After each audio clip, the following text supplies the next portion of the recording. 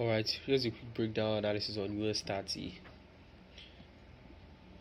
So first, this was the trade I took this last Thursday to Friday. I took the trade on Thursday with CP on Friday, Thursday evening, I think, or it was morning. It was Thursday to Friday, Thursday with CP on Friday. So this was the CRT model I use. I use CRT model on this. So how did I get my entry? Was easy. I just went to the daily time frame first. Excuse me. On the daily time frame, I marked out my candle range. This here was a candle range. We swept this candle range and hit that. There's a go to the 2 hour time frame. You see another block here, which we triggered from. The other block was unmitigated, so we came back for it and we mitigated the other block. So back to the daily time frame, you can see that we had the candle range, and if you observe again, you'll see that we have two candle range. First, this sell candle range, right, which if you look at it, you see the body has mostly been filled, and then this second candle range, this third candle inside of this sell candle, this third candle here was the candle range I use. So we hit this other block here as our key level and reverse back and close back inside of that candle range, confirming the CRT. So what do I need to do next is to trade, look for a point of interest or change the state of delivery, and then target the opposing range of the candle. So normally, why didn't I target this range? Well, because I was trading this specific candle range, so my target would be the candle range low, since it's a sell. I went to the 30-minute time frame. I look for the change in state of delivery. If you observe it on the I think it was on the 4 hour. Yeah, if you looked at it on the 4 hour, you will see that this candle, this buy candle here, was the change in state of delivery, right? But I realized that that cannot be my entry, so I need to refine it and go into lower time frame. Then I went to the 30-minute time frame. Inside of the 30-minute time frame, I saw this as my breaker block, which is also the change in state of delivery, the perfect change in state of delivery here.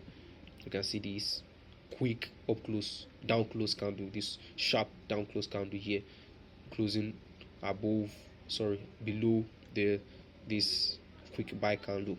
That was the change in state of delivery. And then market reversed. Normally my stop loss would have been, here if I was trading it SLP.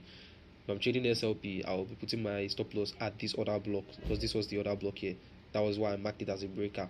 You understand? This would have given me 1 to 18 RR, but I was trying to just protect my capital, and that was why I kept my stop loss above the candle range high, the TS, the candle that created the TS, the soup.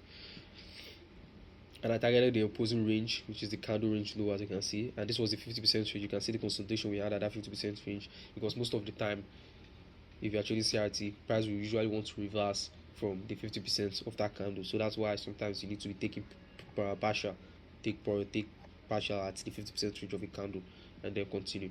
So now this candle failed because for the 5-minute time frame, I was trading this breaker here. And it failed. So now I'll be looking for another entry on Monday, but I'm observing this range for now on the this range, this other block here. I'm observing this other block here, so maybe this will be my entry on Monday. Let me check the 2 hours. Yeah, it's still the same range, so yeah, this candle here would be my perfect re-entry on Monday. My perfect re-entry on Monday. So not financial advice, but just my own bias. And this year, this range that triggered this entry here would be the inducement liquidity. So put the stop loss above the range, and this time I'll be targeting the opposing range of this candle. But I could be targeting lower than this, because if you look at the 4 hour time frame, you'll see this huge trend line liquidity that we had, and we haven't swept it yet. So I like to trade my things perfectly. Normally I would have started this I would have started the trend line liquidity from this range, here like this, but I like doing my thing perfectly. So for me, this was the trend line for this range here, stopped here. This pullback was the I'll say the little bit of sweep that we had. Then for this, I would like to start from here, like this. I would like to start it from here. This should be the candle range, the trend line liquidity that I'll be observing. So even if I should go lower, then I'll preferably take my TP at this range.